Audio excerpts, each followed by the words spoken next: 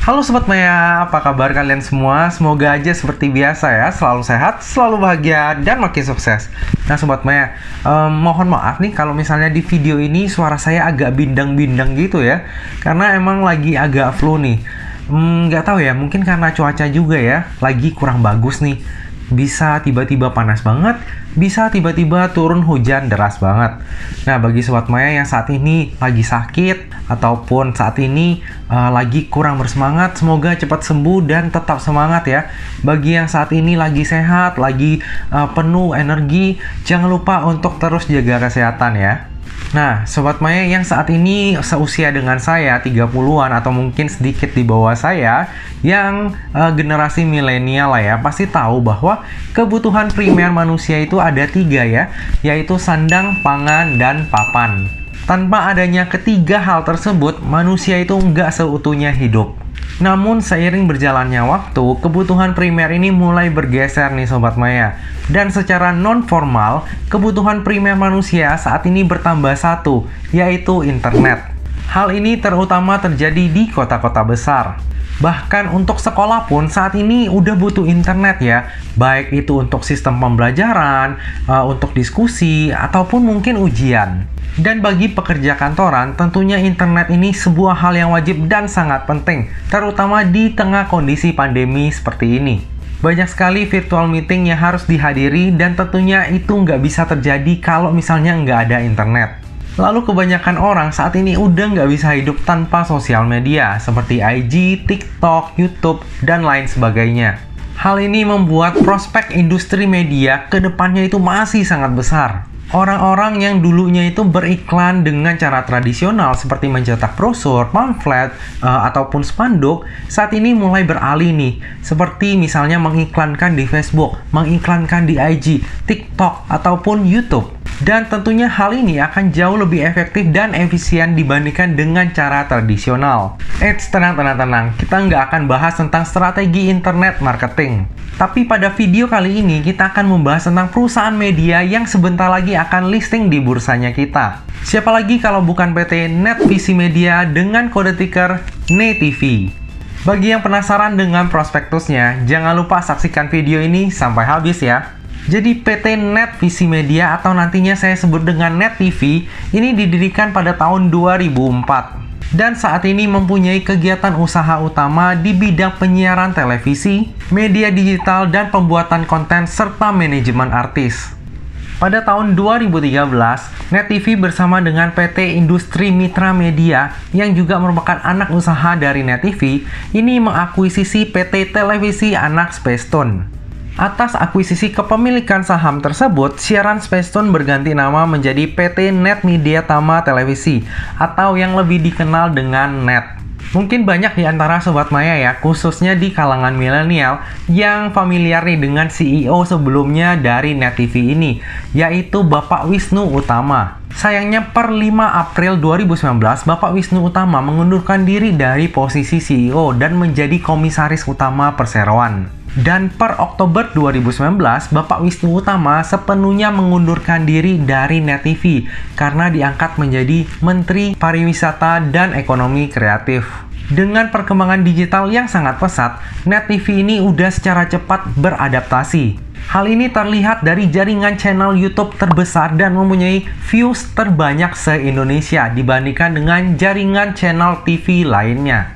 Selain itu, NETV melalui perusahaan anak itu juga udah mengembangkan platform digital. Nah, platform tersebut antara lain adalah Net.Prime yang dulunya dikenal dengan Zulu, lalu ada Net Citizen Journalist, dan terakhir adalah Net Connect, yaitu sebuah aplikasi penghubung antara TV dengan ponsel.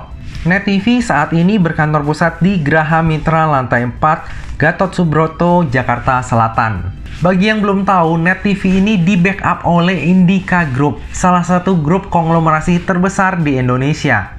Bisnisnya Indika Group sendiri itu ada banyak banget ya Sobat Maya ya. Mulai dari batu bara, CPO, media, properti, hingga ke alat berat. Sejarah dari gurita bisnis Indika Group ini pun sebenarnya menarik banget untuk dibahas. Kapan-kapan lah ya kita coba bahas ya. Nah, berikut adalah struktur kepemilikan dari NETV. Nah, bisa kita lihat di sini ya Sobat Maya, bahwa yang menjadi ultimate shareholder dari Net TV ini adalah Bapak Agus Lasmono. Bapak Agus Lasmono ini adalah Crazy Rich sekaligus owner dari Indika Group. Oke, tadi adalah sekilas background dari emiten berkode Net TV. Coba sekarang kita lihat bagaimana struktur IPO-nya. Jadi dalam IPO ini sebanyak-banyaknya 765,3 juta lembar saham atau mewakili sebanyak 4,37% dari modal yang ditempatkan dan disetor penuh yang akan ditawarkan kepada masyarakat. Harga penawarannya sendiri itu berkisar antara 190 hingga 196, sehingga dana yang akan diraup dalam IPO ini adalah sebanyak-banyaknya sebesar 149,9 miliar. Lalu bersamaan dengan IPO ini, Net TV juga akan menerbitkan saham baru sebanyak 5,9 miliar lembar saham atas pelaksanaan konversi untuk yang pertama adalah seluruh tagihan Indika Inti Holdco. Lalu yang kedua adalah mandatory convertible bonds kepada PT Semangat Bambu Runcing dan juga PT First Global Utama. Nah, di sini nih serunya Sobat Maya. Berikut adalah struktur kepemilikan saham itu sebelum IPO. Bisa Sobat Maya lihat ya, hanya ada dua pemegang saham, yaitu PT Sinergi Lintas Media dan juga PT Indika Inti Holdco. Seperti yang dijelaskan sebelumnya, bersamaan dengan IPO ini akan diterbitkan saham baru sebanyak 5,9 miliar lembar saham. Kita coba bahas satu-satu. Jadi yang pertama adalah konversi pinjaman pokok dari Indika Inti Holdco sebesar 353 miliar. Harga konversi per sahamnya itu di 196.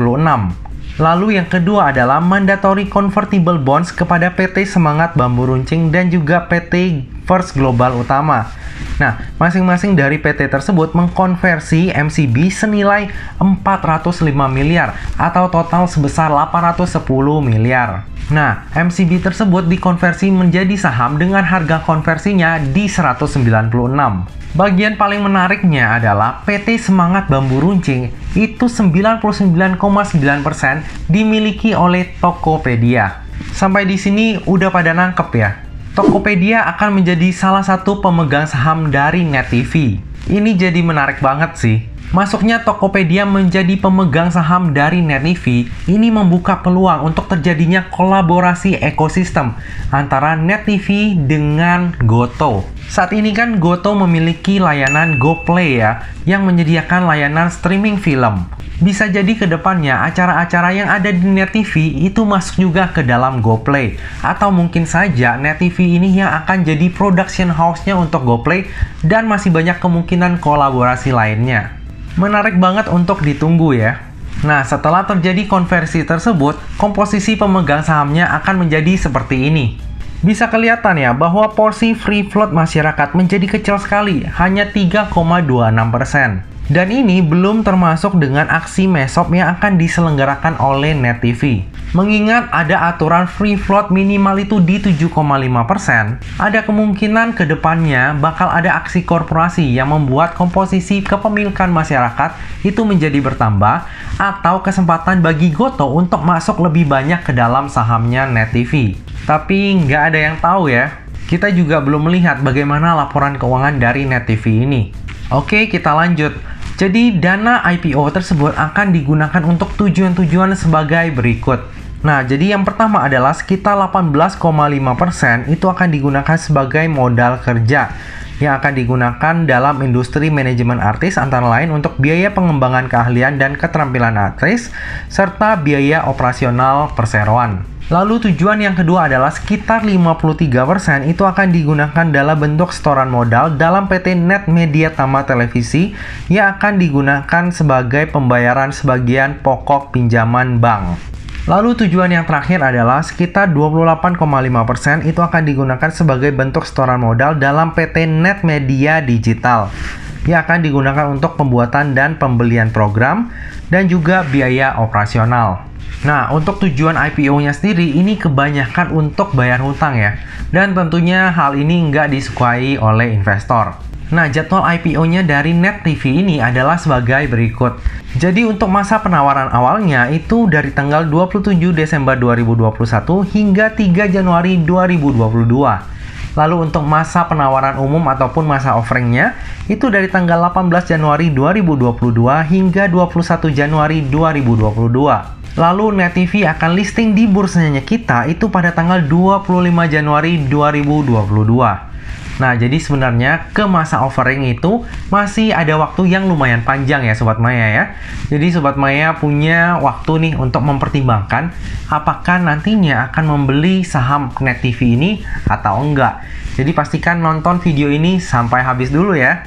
Oke, kita lanjut. Coba kita lihat siapa sih underwriter dari IPO-nya Net TV ini. Ternyata yang menjadi underwriter dalam IPO-nya Net TV ini adalah NH Korindo Sekuritas atau dengan kode brokernya XA. Nah, XA ini lumayan sering ya jadi underwriter ya. Biasanya saham IPO yang dibandari oleh XA itu naik tinggi dulu, baru kemudian dibanting habis-habisan.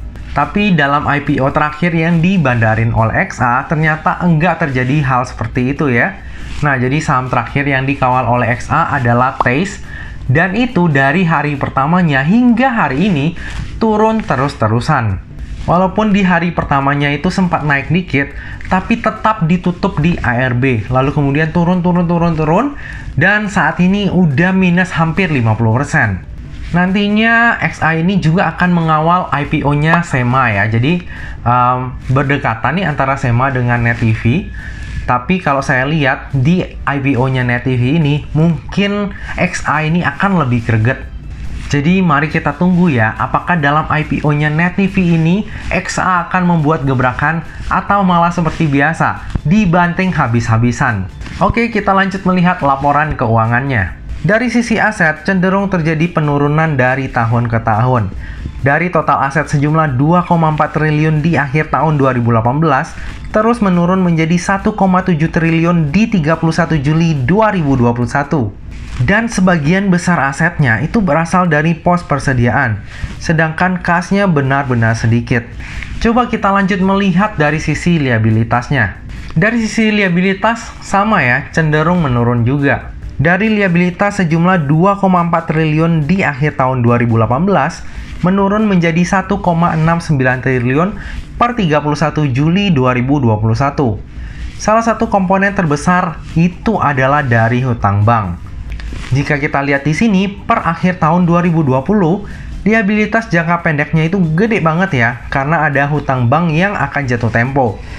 Tapi, karena hutang tersebut berhasil direstrukturisasi, maka temponya diperpanjang dan menjadi liabilitas jangka panjang. Dari sisi ekuitas, agak sedikit mengkhawatirkan ya.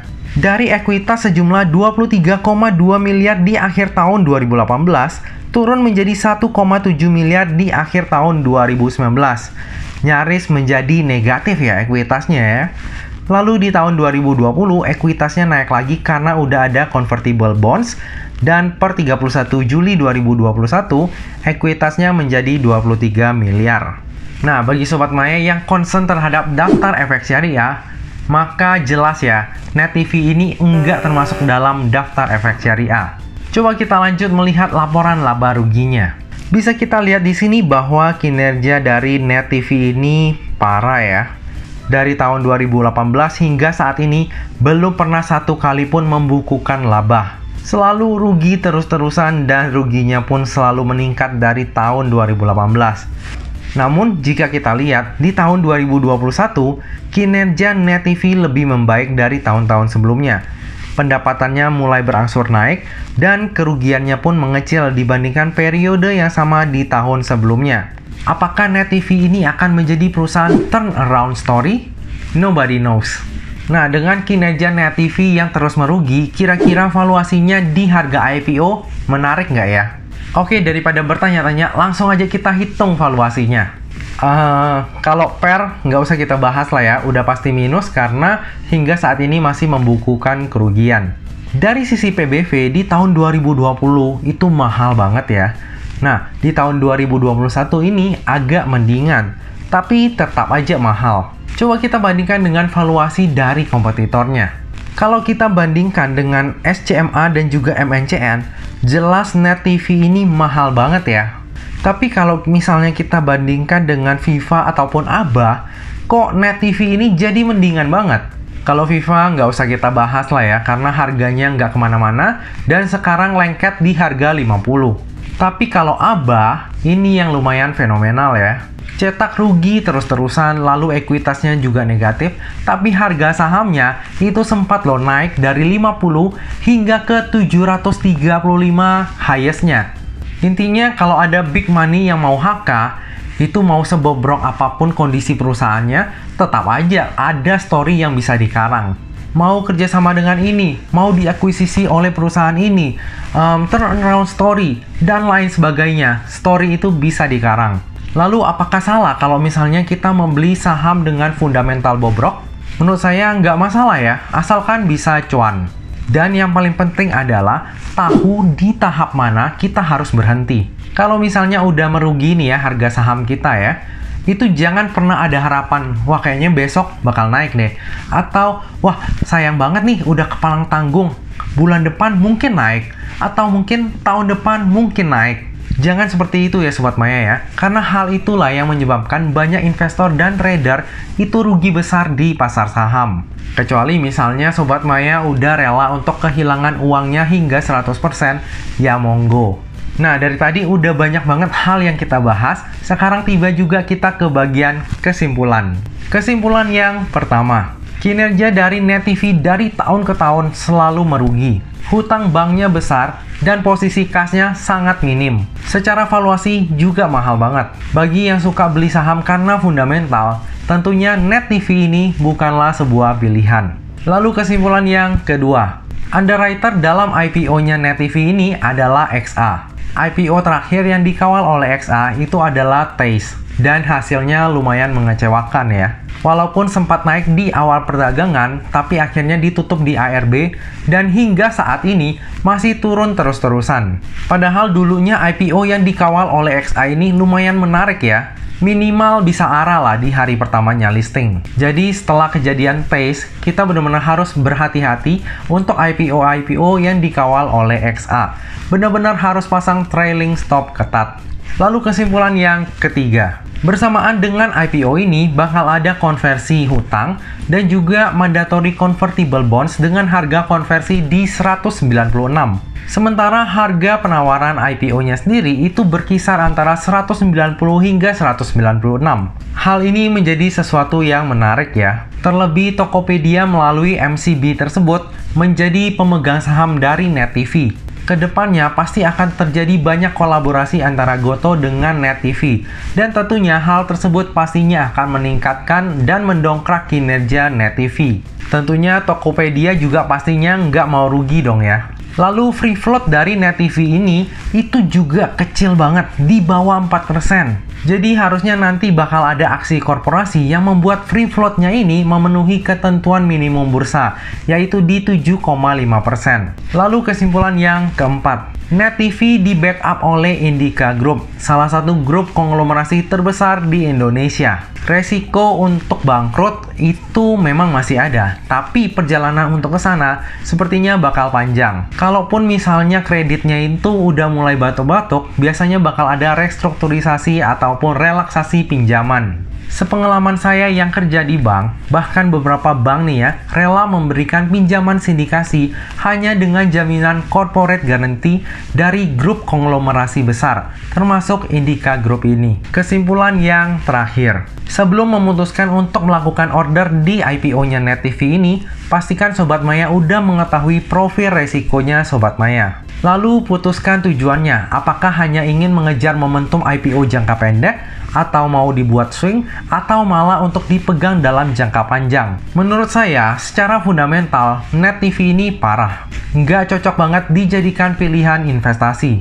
Masa perusahaan rugi dibeli untuk investasi? Tapi kalau misalnya kita bicara dalam jangka waktu pendek, ataupun dalam jangka waktu panjang, secara spekulasi, tentunya akan beda cerita kalau misalnya ada bandar yang mau menggoreng Net TV ini. Terlebih, ada Tokopedia sebagai pemegang sahamnya.